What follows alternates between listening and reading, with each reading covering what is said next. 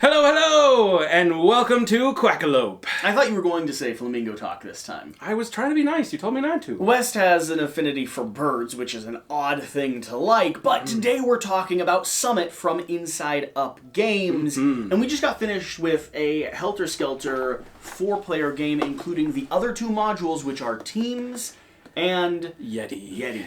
In this preview video, or the showcase video, we're going to talk to you about how the game plays, why you should be interested in it, why it might be right for your game group, how the expansions add or change up the play experience, and, of course, at the very end, some of the reasons why it may not be a good fit for you and your table. Do we get to talk about who won?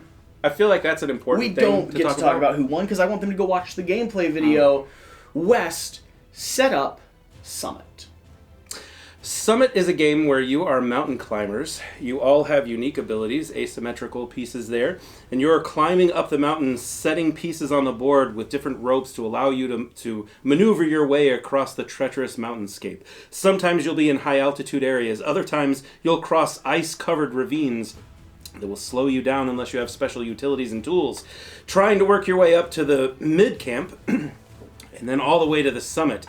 But along the way, especially in our team version, there will be people trying to attack you and kill you. There's a lot of take that potential in this game. Now, the game actually plays in 3 different core modes. You could play competitive, you could play cooperative, or you could play solo. In solo, this is a war against the mountain, with your Sherpas and you journeying up the crevices and trying to make it to the very top and back down again without dying. And the mountain is unrelenting.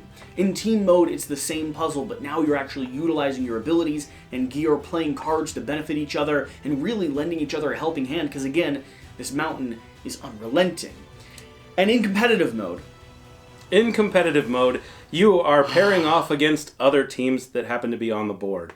So you and your partner are doing everything possible to make sure that you go up the mountain. Or you on your own, if you don't have team mode. Also that too. You're playing cards, backstabbing people, changing routes, being thankful when avalanches hit the other side of the table, and screwing people over. There's actually a caveat that declares a winner if people don't all make it down, because it's hard enough to climb Everest on its own, let alone getting into a long line or a war for food and resources. And the best part is, if none of you make it back down the mountain, one of you is still going to win, because you're going to have victory points along the way. Yeah.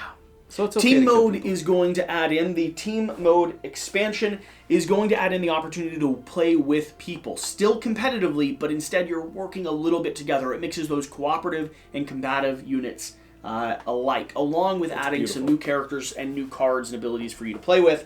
And Yetti mode is going to add a abomination that kind of works like a rolling snowball that moves down and cascadingly takes your food, your health, just kind of runs into and bumps everyone. Because at the end of your turn, you're going to have a cycle where you draw up, where you roll the dice, draw up potential events, and have consequences for how the weather is interacting with you, and the Yetti interacts with that weather. The worse it is, the worse the Yetti is. The sunnier and brighter the day is, the less the Yetti is invested in finding and seeking you out. Now, you already acknowledged that there are asymmetric player powers. There's also an entire stack of items and gear card that are iconic of mountain climbing expertise, and a ton of different event cards. And what are these? Karma cards. Karma cards. One of the other interesting things about the players, which I think is really cool and something that the folks at In and Out did a great job with, and that is each one of these player boards is actually a real person. So they did some research there on people that have actually climbed the mountain and put them into the game, which I actually really think immersion-wise is a really cool thing. It's a love letter to mountaineering. It is. I think it's really neat. With a theme that maybe takes a spit at it, if you're playing combative, because no one is really climbing Everest and trying to kill the other people. Very few people are climbing Everest. It's a hard enough task on its own, and this game actually does a good job at indicating that. Yes, it does. So let's talk about how an average turn will go. Sure. So basically you have movement based on all the things that you're carrying with your board, because if you've got so much food and oxygen tanks, it's going to weigh you down, and that weight makes you move slower. Thematically, exceptionally fun. And everyone's going to have their own variable amount of that balance they can strike. How much food, how much oxygen, and where does my weight differential start reducing my movement speed? Yep. And then you're going to go through and with that movement speed, you're then going to move your character by placing tiles on the board, as long as they line up with your spot here, and then you move the number of knots, which is your movement speed basically, until you get to the next place, and then you can play more tiles down from there. Now, each of these tiles are going to have a few different icons that are actually really easy to follow along. Brown is going to be your average basic tiles. Pretty good movement, pretty good reach. Yellow is going to be similar in movement to the basic tiles, but they're high altitude tiles, meaning you have to spend oxygen tanks every time you enter that tile. And blue are going to be icy ravines. You have to move slower unless you have special abilities that allow you to skate across them. Finally, depending on what expansions you're playing with, you may have big bridges. These bridges will be bonus tiles that you get to play down that give you a helping hand up the mountain, which is desperately needed from time to time. Yes, definitely. Now, on your turn, you're going to take those movements, move as far as you can, laying track, placing tiles as you go, and then at the end of your turn, like we said, you'll roll these dice, triggering either events, making the storm, the blizzard rage higher and higher, making the mountain more dangerous as a whole, and checking to see what the weather conditions are. After you've resolved that, with some of the effects affecting yourself, and many of them affecting the group as a whole, you'll move on to the next player's turn. Now, there's a few important locations on the board here. We have a few camps, and we have the summit. Let's talk about how those interact with the game state. Sure. So base camp is obviously your start and your finish, because the goal is to go from base camp all the way up to summit and back down to base again. Then you have your midway camp point here. Once you get to this particular point, you actually get to take points based on who got there first. And so you get victory points for climbing and going back down again. Calculates who's going to win after, assuming you actually make it takes. there. And then when you get up to the top, you get points for summiting first. And then you start working your way back down again. And hopefully there haven't been any sort of, avalanches or anything that may have knocked out all the trails that you spent time putting down. There's a chance your route is still inboard and you're able to just skate your way to the bottom. Odds are that's not going to be the case. The route gets destroyed and weather wreaks havoc as you move farther and farther up your destination. And if you're playing combative mode, people are going to be scouring, cutting, and changing lines right behind you as they climb up after you.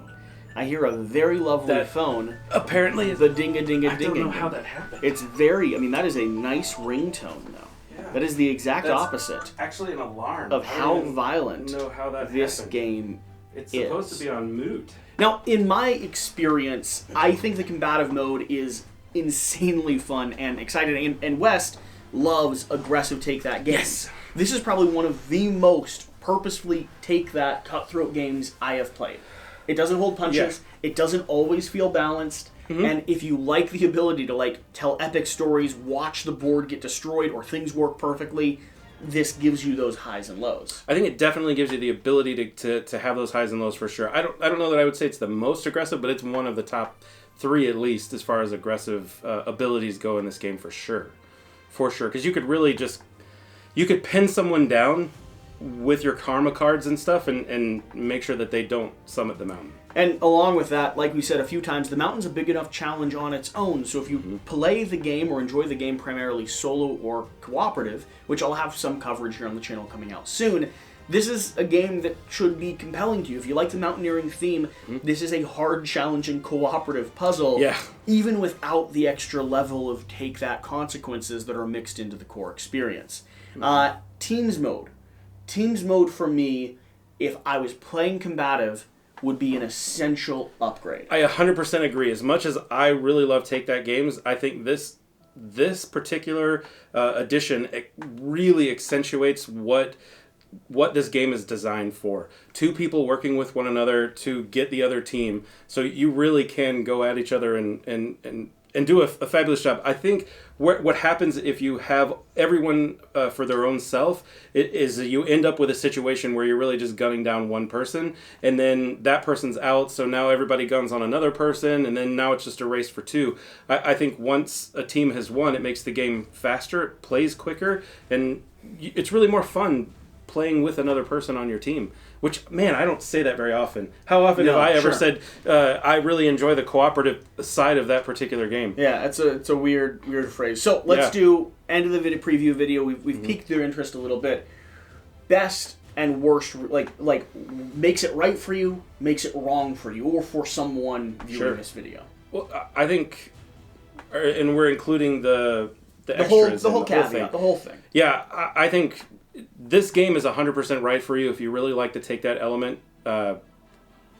or you enjoy strategy games, because I think as a solo project, this could be really entertaining. Summoning the mountain for yourself. I'm not a huge fan of cooperative, but I really think that the take that element of this in the team mode is gorgeous. It's very, very nice. It's very well done. It makes the game playable in a good amount of time, and I think the replayability on that will be really fun too. Cool. What might make it wrong for someone? I think if you're looking for something that isn't brutal and that isn't take that, shy again of the solo mode, I don't know that this would be the right game for you. I think there's strategy and intrigue. I am really interested to see what the solo mode looks like, because I think that there could be a really fun puzzle piece there that could be a lot of fun. Just responding to chaos. Yeah, and then, but I think if you're not into take that, that's where this game shines. I don't think a cooperative version of this would really be something that hit the bells for me.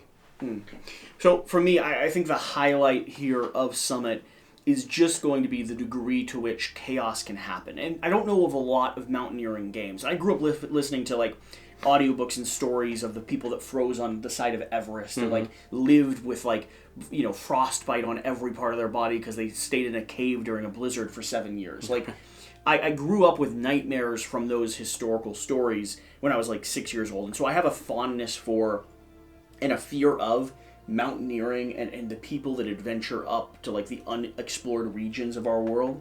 And this game, I think, does a great job at celebrating not only the chaos and the brutality of mountaineering and mountain climbing, while also making it a light, fun romp. Like, it's an adventure, it's an experience. It's got a lot of take that. It's got a lot of stuff you'd never see in the real world, and yet at the same time, it's kind of cool to play with a theme that I'm familiar with that I don't see a lot of other games experience. So for me, that's going to be a big highlight, and I totally agree with you when it comes to take that.